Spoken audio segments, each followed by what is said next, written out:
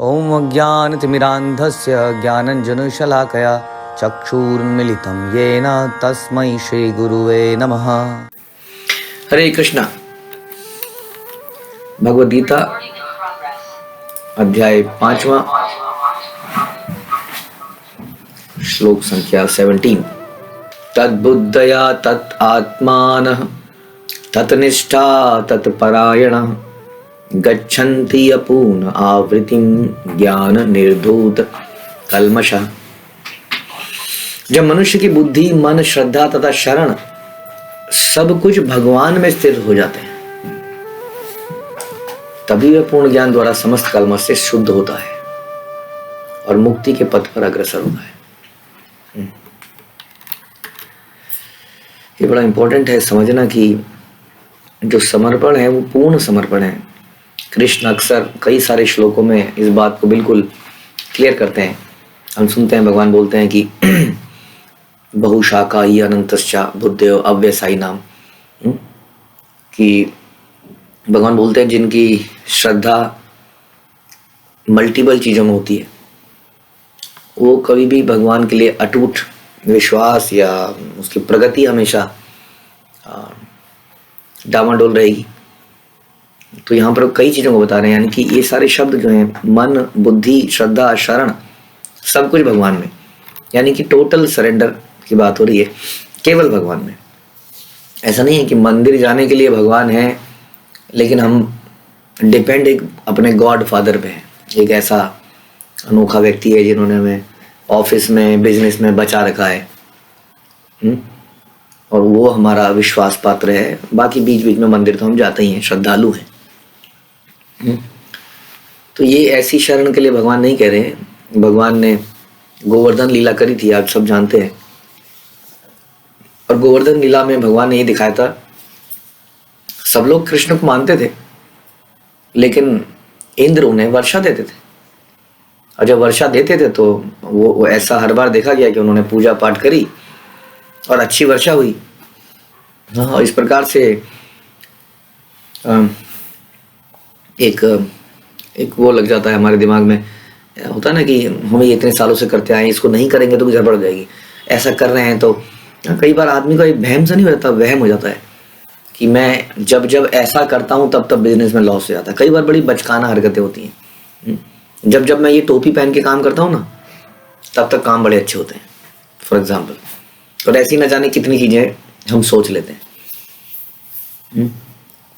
और इसी तरह से ब्रजवासी को लगता था कि इंद्र की पूजा जरूरी है, लेकिन भगवान ने उनको टोटल सरेंडर करके दिखाया, करा के दिखाया, और उनसे वो छुड़वाया और उन्हें छोड़ दिया। वो इतने सरेंडर थे। उसके बाद पर्वत के नीचे खड़े हो गए। हम सुनते हैं बड़ा रिस्की था, एक छोटा सा बालक पर्वत लेके खड़ा है, किसी भी सेकंड में पर्वत गिर सकता है, ऐसा व्यक्ति सोच सकता है। इसलिए भगवान कहते हैं कि सर्वधर्मान परित्यज्य मामेकम शरणम व्रज, कि सारे धर्मों को छोड़ना पड़ेगा और हर जगह डिपेंडेंसी छोड़नी पड़ेगी, एकमात्र कृष्ण पे डिपेंडेंसी रखी। ये कृष्ण की डिमांड है। इसलिए कृष्ण भक्ति वास्तव में इजी तो है लेकिन फिर भी होती नहीं है लोगों से, क्योंकि हम लोग टोटल सरेंडर नहीं कर पाते। तो कैसे कृष्ण पे ही डिपेंडेंट करें, ऐसे कैसे? हाँ, हमने देखा है कि कई सारे घरों में, पहले के ज़माने में तो होता था, अब तो खैर फैशन हो गया है, एक दीवार पे कम से कम 10 पोस्टर होते थे, 10-20 पोस्टर देवताओं के अलग अलग। गलती से भी जब घर में पूजा करें तो सारे देवताओं को घुमा दें अगरबत्ती, कोई अगर नाराज ना रह जाए। इसलिए हर देवता की फोटो लगा दो दीवार पे। ऐसा तो हमने तो बहुत देखा है सब पहले। आजकल तो खैर भगवान देवता सभी चले गए हैं जीवन से, तो लेकिन पहले ऐसा होता था। तो व्यक्ति किसी एक पे टोटल सरेंडर करने से घबराता है कि एक पे भरोसा करूं और वही चला गया तो क्या होगा। भय है उसको। इसलिए भगवान डिमांड करते हैं कि आपको टोटल सरेंडर करना पड़ेगा। सर्वधर्मान, सारे डिपेंडेंसी धर्मों को त्याग के केवल माम एकम शरणम व्रज, ऐसा भगवान कहते हैं। इसलिए यहाँ पर भी बता रहे हैं कि आपकी ये सारी चीज़ें भगवान में स्थिर होनी चाहिए। तो ऐसा नहीं है कि श्रद्धा तो है, हम बड़े श्रद्धालु हैं जी। कई कहते हैं ना हम बड़े श्रद्धालु हैं जी, बहुत श्रद्धालु हैं, श्रद्धा है, लेकिन मन कहीं और लगा हुआ है। श्रद्धा तो है लेकिन मन नहीं लगा है, और जब मन नहीं लगा है तो बुद्धि भी नहीं लगी है। यानी कि कोमल, बहुत ही छोटी सी श्रद्धा है जिसमें कभी कभी जाके बस ऐसे कर लेते हैं। तो इससे हम टोटली कलमश से शुद्ध नहीं हो पाएंगे। कलमश से यदि शुद्ध होना है, यानी कि इंद्रिय तृप्ति की इच्छाओं से, अनर्थों से यदि शुद्ध होना है, तो अपने मन को, श्रद्धा को भगवान में लगाना पड़ेगा, और फिर बुद्धि को, और तथा शरण, सब कुछ भगवान में स्थिर हो जाते हैं। तो शरण लेंगे तो किसकी? भगवान की। श्रद्धा करेंगे तो किस पे? भगवान पे। मन लगाएंगे तो भगवान पे। बुद्धि लगाएंगे तो भगवान पे। तब जब ऐसा कुछ सब हो जाता है, भगवान में स्थिर हो जाता है, तो भी तभी वह पूर्ण ज्ञान द्वारा समस्त कलमश से शुद्ध हो जाता है। तो इसके पहले हमने सुना था कि अज्ञान के कारण पाप होते हैं। ज्ञान से एकदम ऐसा दिखता है जैसे सूर्य की रोशनी में दिखने लगता है सब कुछ, रात में दिखता नहीं है। और जब दिखने लगता है तो आदमी गिरता नहीं है गड्ढे में, रात्रि में चलने पर गिर सकता है। तो ज्ञान एक ऐसी वस्तु है जो व्यक्ति को रास्ता दिखाती है। इसलिए हमने डिस्कस किया था ज्ञान से बड़ा दान भी कोई नहीं है। और इस प्रकार जब उसको ज्ञान हो जाता है तो धीरे धीरे, तो अक्सर ऐसा होता है कि बुद्धि पहले लग जाती है, क्योंकि बुद्धि जब लॉजिकली किसी चीज़ को समझती है, शास्त्रों को समझती है, किसी से सुनती है, तो मन को खींचने लगती है धीरे धीरे धीरे। और इस प्रकार मन खींच जाता है, हमारी श्रद्धा बढ़ती जाती है, और धीरे धीरे हमारे अंदर शरणागति पैदा होती है। तो शरण काफ़ी समय लगता है इसको होने में। पहले तो हम केवल बुद्धि से ही भक्ति करते हैं अक्सर, लेकिन कई ऐसे व्यक्ति होते हैं जो पिछले जन्मों में भक्ति करके आए हैं, उनका बचपन से ही भक्ति में रुझान होता है, तब उनकी बुद्धि से पहले उनका मन लगा होता है। इस जीवन में हम देखते हैं कई बार, क्योंकि पिछले जीवन को हम कह नहीं सकते, क्योंकि बच्चा है और बचपन से ही वो कृष्ण भक्ति कर रहा है, अब उसकी बुद्धि विकसित ही नहीं हुई है, तो उसका मन पहले लग गया है। अब जहाँ मन लगेगा बुद्धि तो वहीं अपने आप पीछे पीछे आती है। लेकिन कई बार बुद्धि पहले लगती है, जब हम लॉजिकली, हमें कोई भक्त मिलता है, हम उनसे प्रश्न उत्तर करते हैं, प्रश्न उत्तरों से हमारे डाउट क्लियर होते हैं, तो बुद्धि से फिर धीरे धीरे मन लगता है, और इन दोनों से हमारी श्रद्धा धीरे धीरे बढ़ती है।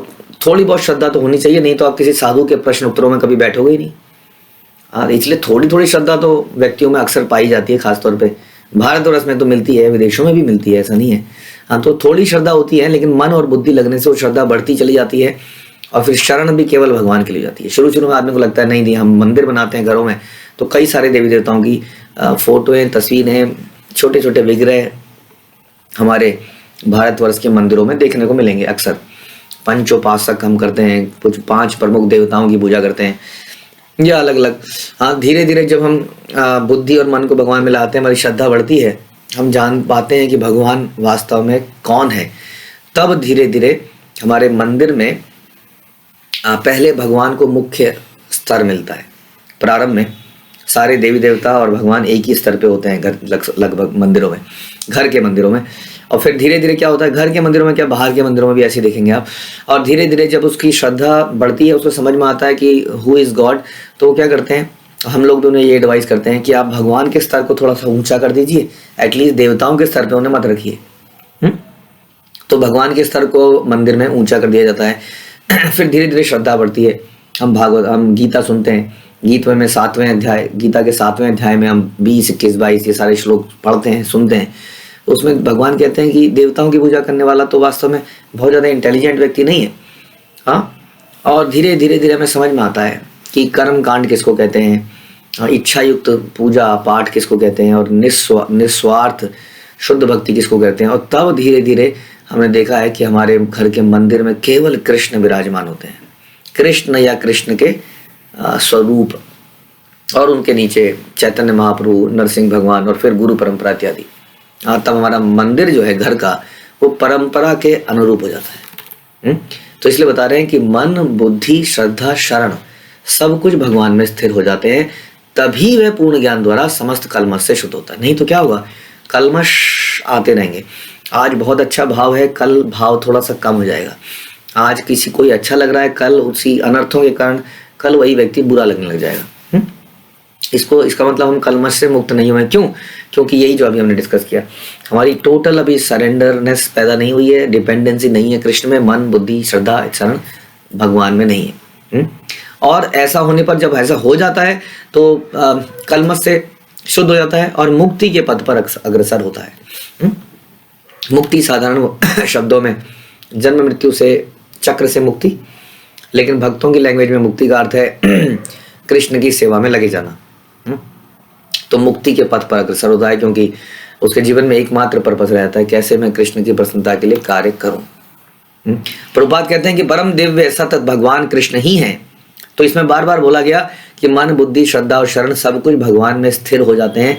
प्रभुपाद कह रहे हैं कि भगवान कौन है ये जानना जरूरी है ना। तो परम दिव्य सत्य भगवान कृष्ण ही हैं। अभी समस्या ये है कि इतने सारे देवी देवताओं की फोटो या विग्रह क्यों मंदिर में होते हैं, दीवारों पे होते हैं, क्योंकि हमें लगता है ये सारे ही भगवान हैं। कई बार इस पे लोगों से चर्चा होती है, लेकिन लोग उसको मानने को तैयार नहीं होते हैं। शास्त्रों के अनुसार पे हमें लगता है सारे के सारे ही तो भगवान है, ये उनके अलग अलग रूप हैं। ऐसा नहीं है ना, सारे ही भगवान कैसे हो सकते हैं, राइट। एक घर में हम परिवार के अंदर एक पिताजी होते हैं, एक ताऊ जी होते हैं, एक चाचा जी होते हैं, एक फूफा जी होते हैं, हाँ कितने लोग होते हैं। हम कहें नहीं ये सब बराबर हैं जी, दादाजी हैं, सब दादाजी की एक्सटेंशन है, सारे दादा हैं। तो ऐसा तो नहीं है। इसलिए समझना पड़ेगा कुछ भगवान के अंश हैं, कुछ अंशों के अंश हैं, कुछ उनकी जीव शक्ति है, कुछ उनकी ना माया शक्ति है, अलग अलग चीजें हैं। भगवान की अनेक शक्तियां हैं, कुछ उनके स्वांश हैं। तो ये समझना बड़ा जरूरी है। यस, आपने सही कहा, कुछ तो भगवान ही हैं। जैसे सारे विष्णु अवतार भगवान ही हैं, वरा अवतार है, रुद्र और वामन अवतार हैं, यानी कुछ तो अवतार भगवान के ही रूप हैं, लेकिन बाकी लोग भगवान के रूप नहीं है।